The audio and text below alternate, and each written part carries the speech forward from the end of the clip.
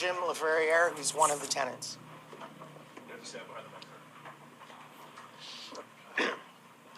I'm here because I have nowhere to live with my son or the dog right now. The only reason I had a roof over my head is because my employer, Noble, stood up for me. These guys, I don't know, they're not supporting us or getting back to us at all. And I don't know what to do anymore. God bless these guys for even helping us. Thank you. So as you all know, on November 15th, the fire swept through the apartment complex at 235 Gosford Boulevard in Toronto's Jane and Finch neighborhood. This is a building populated by some of the most vulnerable members of our community, new immigrants and political refugees, many of whom do not speak English as a first language, elderly people who have lived in the building for most of their adult lives, people on social assistance, and individuals who work multiple jobs just to make ends meet. Many are families with young children. Unfortunately, the landlord, Ron K. Management, has allowed the building to remain in a state of disrepair for a number of years, and it's our position that this state of disrepair caused or at a minimum contributed to the fire. The landlord has provided some, and I stress the word some, temporary housing for some of the approximately 700 tenants. But the landlord has advised that even those people will be on their own after December 31st. Many of these tenants have nowhere to go and limited financial resources. Essentially, hundreds of them could be homeless on New Year's Eve. As a family firm ourselves, Diamond & Diamond is committed to ensuring that none of these families will be left out in the cold. I can also advise that I spoke with the mayor's office late yesterday, and Mayor Tory remains committed to assisting us and the tenants to ensure the landlord does the right thing. I'm going to turn the podium over now for a moment to my colleague Karim Assad, who's a landlord-tenant lawyer that's assisting us on this file. I want to emphasize that most of these tenants do not have the resources in the next 30 or even 60 days to locate and pay for new accommodations, especially in the current rental market. Even if they did, they don't have their furniture or most of their personal effects, so they would be starting from scratch. The Residential Tenancies Act provides that a landlord must provide a habitable and maintained unit, so it must be in a state of good repair. In other words, there is a legal obligation here to keep the building habitable. The Landlord-Tenant Board does have significant case precedent, which confirms that a landlord must, in similar circumstances, provide alternate accommodations until the building is properly repaired. Thank you. Gavin Krause has prepared a statement on behalf of all of the tenants. Hello. So my name is Gavin Krause. I was one of the tenants in the building. For the past 2 years, I had called 235 Gosford Boulevard my home. I did love it. It had a very nice view. But until it was destroyed by the deadly 5-alarm fire, which occurred November 15th. I never thought I'd be standing here in front of you guys at a media conference nearing the holiday season, but we've exhausted all our options, and I just want to do the right thing for my neighbors. At a bare minimum, we'd like answers to questions such as, what caused the fire? It's kind of the primary question. Why has there been such a lack of communication and compassion shown to us by the building owners? Why are our emails not being responded to? And who are the building owners? Like we still don't really know who specifically owns the building. And why have they not addressed us personally? As families prepare for this busy holiday season, tenants are overcome by thoughts of, where will we find shelter during cold winter storms? What our next meal will be? How can we travel between our destinations in the city? As well as how will we survive the upcoming days and months? I'm one of many displaced tenants in the building. At a time where we need our landlords the most, we feel ignored, hopeless, and scared. Some of us have lost our most cherished belongings in the fire, and we feel property management has failed to secure the premises, even after the fire. I've been told that they're calling tenants today and telling them that we need to pay rent and that they'll be coming to the hotel rooms to collect rent. Their own statement, which was also provided to the mayor, states that tenants will not be charged rent for their units from November 15th until we can reoccupy our units. This is simply not true. Tenants have been told they will be kicked out of hotels that we're staying at temporarily, and families are stranded without money or options or answers. It is my hope that we can receive assistance from our landlord, Ron K. Management, in this dire time of need. It seems so simple to ask someone to simply do the right thing. So that's just what we want. Thank you. So essentially what we're asking for from the landlord is three things. One, to immediately ensure that all displaced residents housed in alternate accommodation will be housed in alternate accommodation until the building is habitable again. That's the single most important thing that has to happen, as you've heard from Jim and Gavin this morning. Two, that all tenants immediately receive their promised transition check. So the landlord had promised they would receive some sort of compensation to allow them with the transition. Even where the landlord is paying for the hotels for those select few, these are people, again, with limited financial resources. They don't have furniture. Many of them had to leave without their personal belongings. They need to feed and clothe their children and find money for transportation to get their kids to and from school. So we're asking that those transition checks, which were promised some time ago and which the landlord advised the mayor they were dealing with, be made available immediately. And finally, some assistance for transportation costs for children to get to school or daycare. The reason is that, of course, if anyone knows that building, public transit is easily accessible from that building, and it's a reason that many people choose a building like that because of its easy access to public transit. People are now scattered across the GTA, many of them in places where there just isn't the public transit infrastructure to allow them to get back to the neighborhood where their kids are already going to school. So thank you for coming this morning. Kareem Assad and I will take any questions that the media has at this time. Mr. Singer, are you launching any litigation at this time? That will be determined based on the landlord's response to our demands.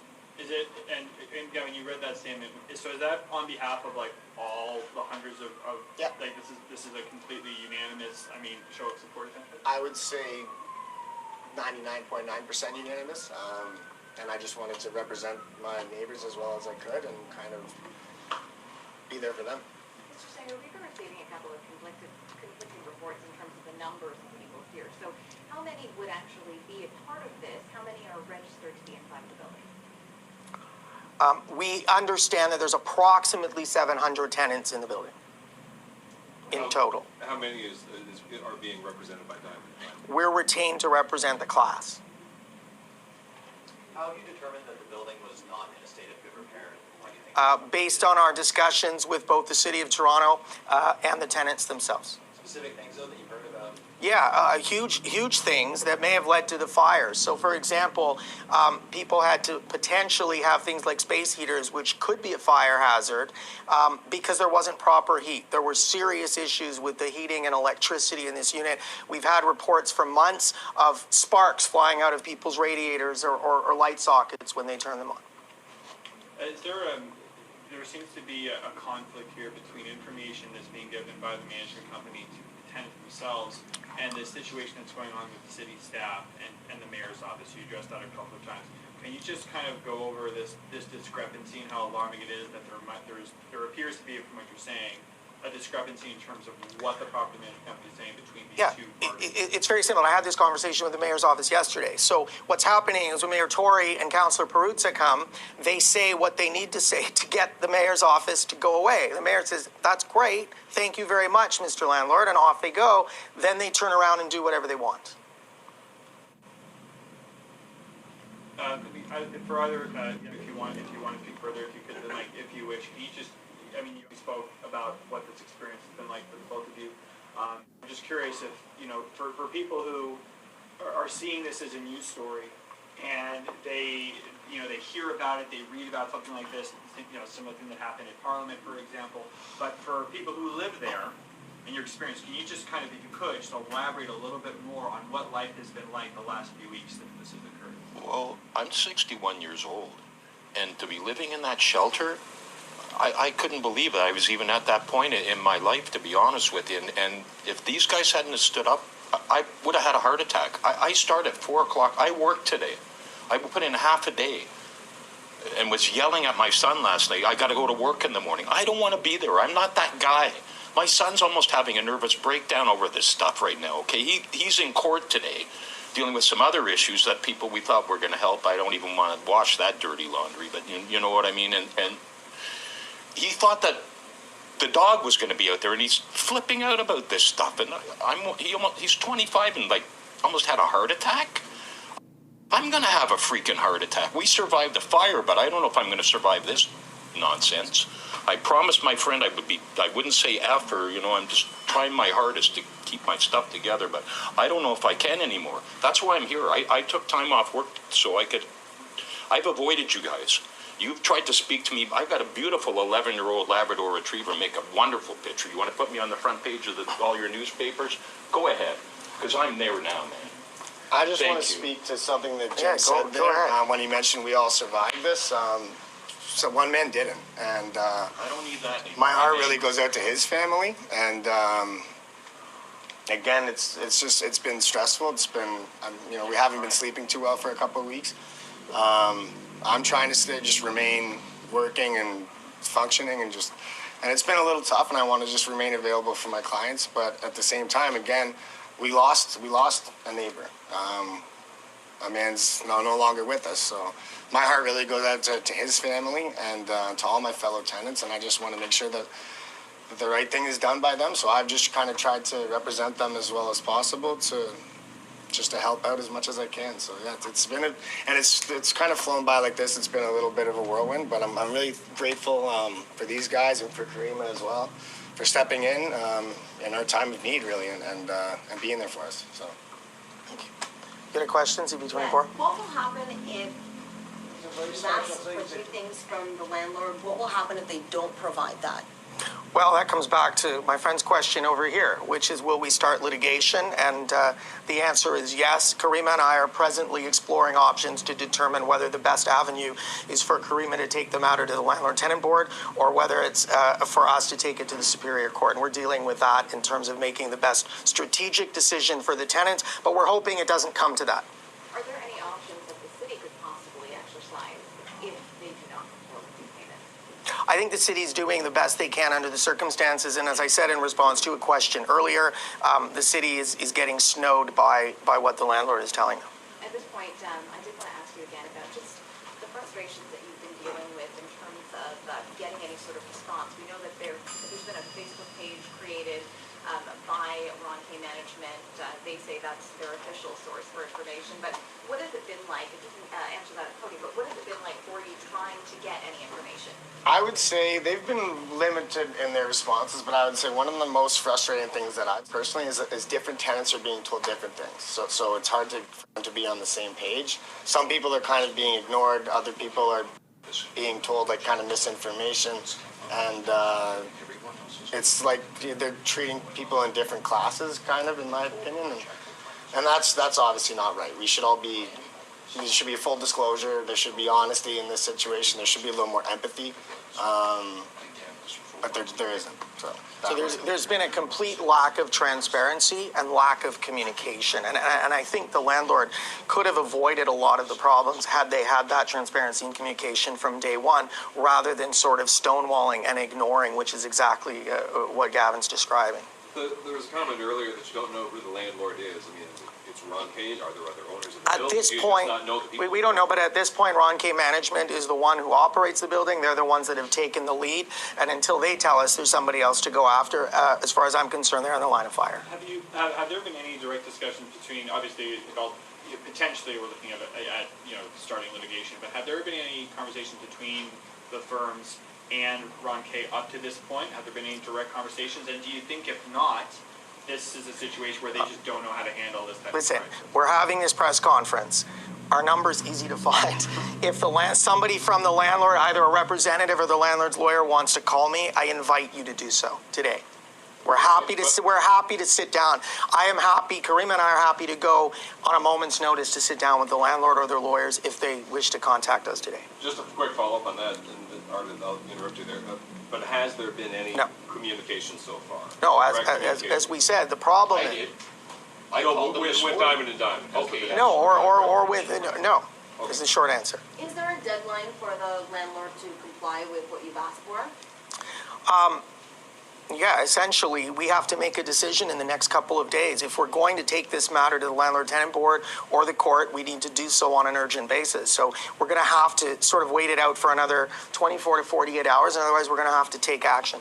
How many of the 700 tenants are you looking to represent?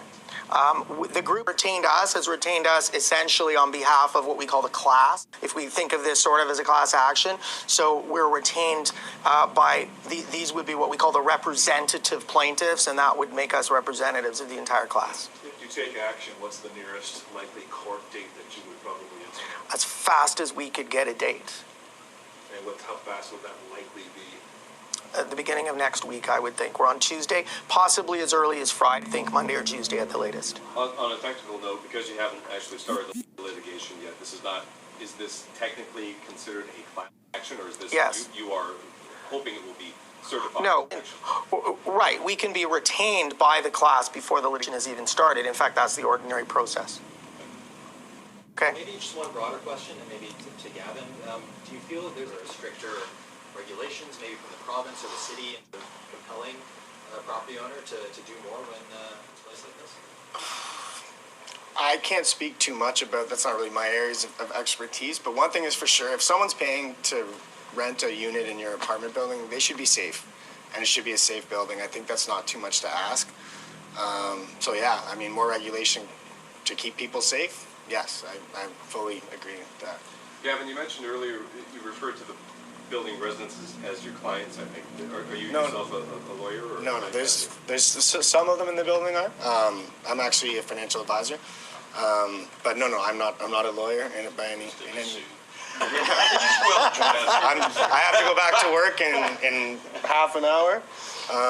But some of the people in the building, again, especially a lot of newcomers to Canada, and they can't represent themselves well, and they're scared. They might not even really be able to understand emails they are getting, like the minimal emails or communication they are getting. They just don't know what's going on. So I just want to make sure that I can do as much as I can to help my neighbors, because they're great people. And honestly, and everyone that I've met post-fire, the weird thing about this kind of this tragedy or disaster is it's brought us all a lot closer together. And it's really, we used to be, you see your neighbors in the elevator, you smile, you kind of say hello, and then that's it. And they're strangers. And now it's kind of more like a little family kind of. So, well, I guess a big family, but. All right, so you're just listening in, a live press conference with residents of 235 Gosford Boulevard and their lawyers. This, of course, is dealing with that 5-alarm fire that took place November 15th that displaced hundreds and hundreds of residents. And so with their lawyers, they are demanding 3 things and, of course, are considering litigation. And they will make that announcement over the next 24 to 48 hours.